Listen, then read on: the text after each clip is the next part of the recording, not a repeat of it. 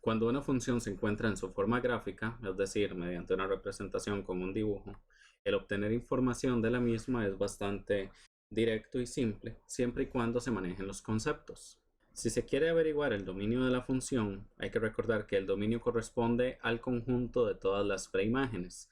Las preimágenes van a ser los elementos que corresponden a las x. Recuerden que cuando estamos trabajando con funciones vamos a tener preimágenes que son las x y las imágenes que son los y. Eso es lo que componen cada uno de los puntos. Cada punto va a tener una coordenada x y una coordenada y. Dependiendo de lo que se esté analizando, para trabajar en la gráfica vamos a tener que analizar ya sea el eje x o el eje y. Solo cuando se pide un punto es que vamos a trabajar con ambos al mismo tiempo. En este caso, como lo que se quiere averiguar es el dominio, se va a trabajar solamente con las preimágenes, es decir, con el eje x. El dominio es qué parte del eje x está siendo utilizado por la función. Vea que sé que la función correspondería a estas líneas de aquí. Los ejes no son parte de la función, están ahí nada más para marcar las coordenadas. Entonces, como es dominio y corresponde a los elementos del eje x, vamos a trabajar solo con números del eje x. Eso quiere decir que este 1 y este 3 no tienen nada que ver con la información que se está solicitando. Tendríamos que trabajar con números que estén en este eje horizontal. Como se trabaja en el eje x, va a ser de izquierda a derecha. El dominio es donde comienza la función, en este caso en este punto. ¿En qué número se ubica este punto? En el -1. Entonces vamos a saber que la función comienza en el -1. ¿Y dónde termina? Esta flecha quiere decir que nunca termina, entonces va a llegar hasta el infinito. Y eso es la información que se requiere. Ahora bien, el dominio, como es un conjunto, siempre tiene que darse entre corchetes cuando es una línea continua como aquí.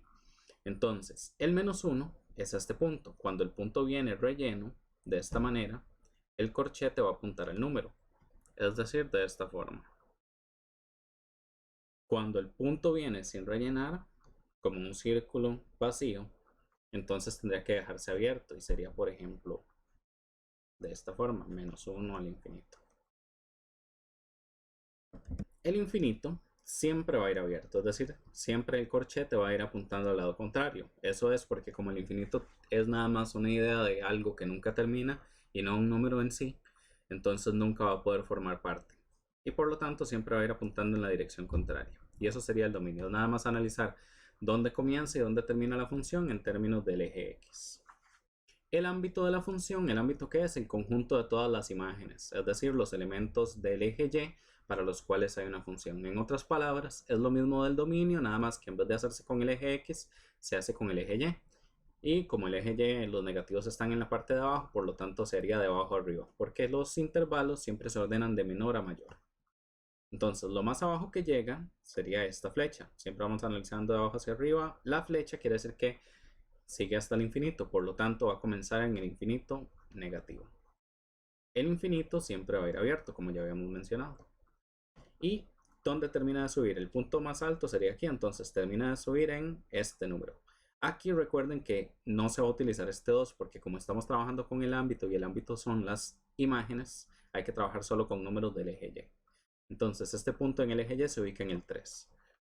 Por lo tanto, el ámbito de la función es de menos infinito hasta el 3. Y como el punto está relleno, iría el 3 cerrado. Y eso sería el ámbito de la función. Para extraer imágenes o preimágenes de la representación gráfica, entonces hay que identificar el número que les dieron y ver si es una X o es una Y. Recuerden que siempre son parejas de preimagen y su respectiva imagen. Entonces, si aquí les piden la preimagen de 3, si les piden la preimagen es porque este 3 es la imagen. Es decir, este 3 es una Y. ¿Por qué es importante eso? Vamos a ubicarnos en el eje Y, en donde está el 3, que sería este. Y lo que hay que hacer es buscar cuál sería el correspondiente en el eje X para este número. Vean que la función a la altura de 3 tiene nada más este punto. Y en el eje X ese punto se ubica en 2. Por lo tanto, la preimagen de 3 sería el 2. Aquí viene otra vez el 3, pero vean que ahora dice la imagen de 3. Si les piden la imagen es porque este 3 es una preimagen, es decir, este 3 es una X. Se ubican en el 3 del eje X, que sería aquí. Y la función en el eje X está atravesando. Y la función pasa exactamente por ahí. Entonces, ¿a qué altura se encuentra este punto? Está en el origen. Recuerden que en el origen es 0,0. Entonces, la altura de este punto sería 0. Por lo tanto, la imagen de 3 es 0. Intersecciones con el eje X. Puede ser que tengamos varias, una o ninguna con respecto a las intersecciones. Para esta función existen dos intersecciones con el eje X. La primera sería en el -1, y como las intersecciones son puntos, siempre se van a tener que dar de forma de par ordenado. Entonces, la primera intersección es en el -1 y la altura va a ser 0. Las intersecciones siempre van a llevar un 0, dependiendo del contrario. Cuando es una intersección con el eje X, el Y siempre va a ser un 0. Y ahorita vamos a ver que cuando es una intersección con el eje Y, el X siempre va a ser un 0. Como aquí pide intersecciones, voy a escribir las dos que habían. Si dijera intersección, puede escogerse solo una de ellas y utilizar cualquiera. La otra está en 3. Y lo mismo, como está sobre el eje, no está ni en los positivos ni en los negativos. Su altura va a ser 0. Y esas son las dos intersecciones que hay para el eje X. Intersecciones con el eje Y. Aquí tenemos el eje Y y hay solo una intersección. En este caso, la intersección sería en el 1.